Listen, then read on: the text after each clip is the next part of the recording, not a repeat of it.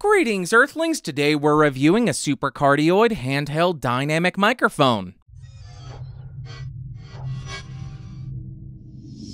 So today we are looking at this guy, the Shure Beta 58A, which is a super-cardioid variant of the classic SM58. But if you do want to pick this guy up, it will set you back around $160. Like always, I'll throw some links down below. And for this review, I got the microphone connected directly to the Focusrite 2i2 2nd Gen with the input gain set at just shy of 3 o'clock. Not going to do any post-processing, but I may boost it in post, so check the doobly-doo to see what I diddly did. Now let's talk about what comes in the box.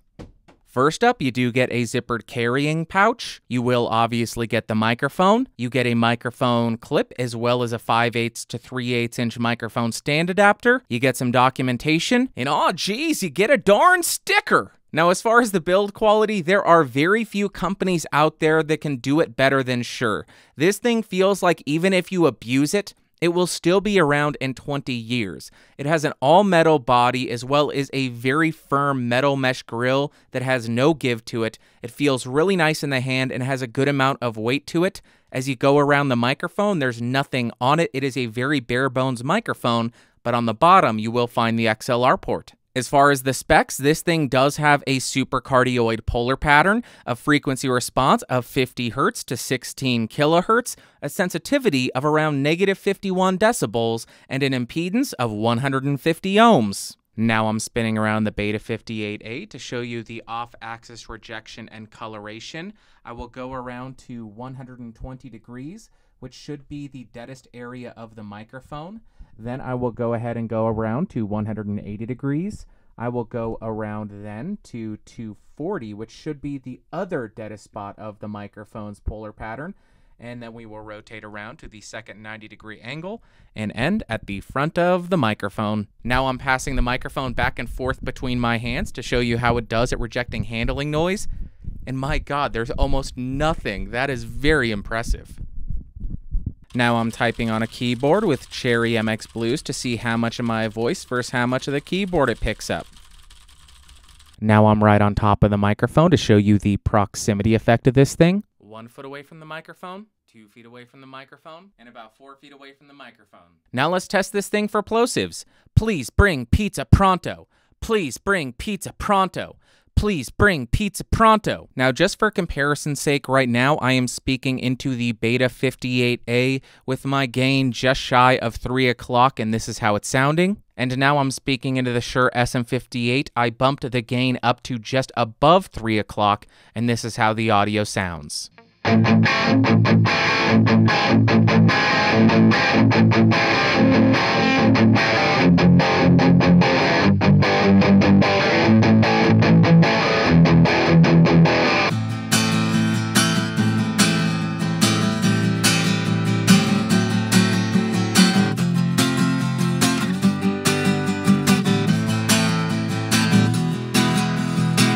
Got this Beta 58 on my mic stand, testing this mic out. How does it sound?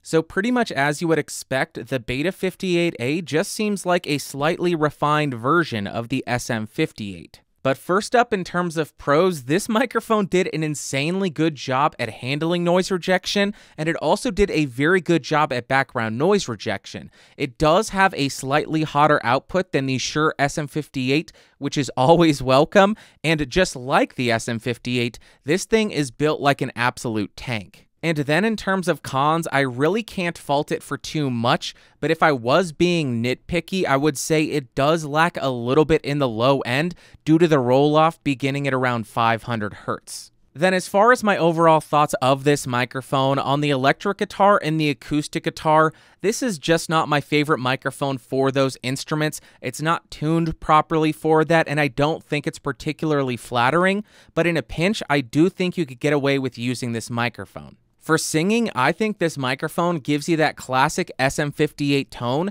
just with a little bit of added clarity up top and a little bit less muddiness down below, and the presence boost on this microphone will really help your vocals sit on top of the mix. And lastly, for spoken word, I actually think that I like this microphone a little bit more than the SM58, and that's because it does sound a tiny bit less nasally. It also sounds a little bit less muddy, and those two things combined, it doesn't give you Captain Planet, but it does give it a little bit of added clarity, making what you're saying a little bit easier to understand. And finally, would I recommend this microphone? Absolutely. Like I said, I think that this is just a refined version of the SM58 with a little bit of added clarity up top and a controlled low end to help with the proximity effect. Additionally, it does have the hotter output, so you won't have to drive your preamps as hard, and the super-cardioid polar pattern will help reject a little bit more noise at 120 and 240 degrees. Alright guys, that's going to do it for today. If you found this video fun, interesting, or helpful, go ahead and give me a thumbs up. Hated it, thumbs down. Want to support the channel? You can now become a member. Go ahead and click that join button, that little blue join button, and it'll help support the channel. Want to see more videos? You can also subscribe for free. You can hang out in the Discord server. I'll throw a link in the description, and I will see you all next time. Thanks for watching. Thanks for listening. Bye.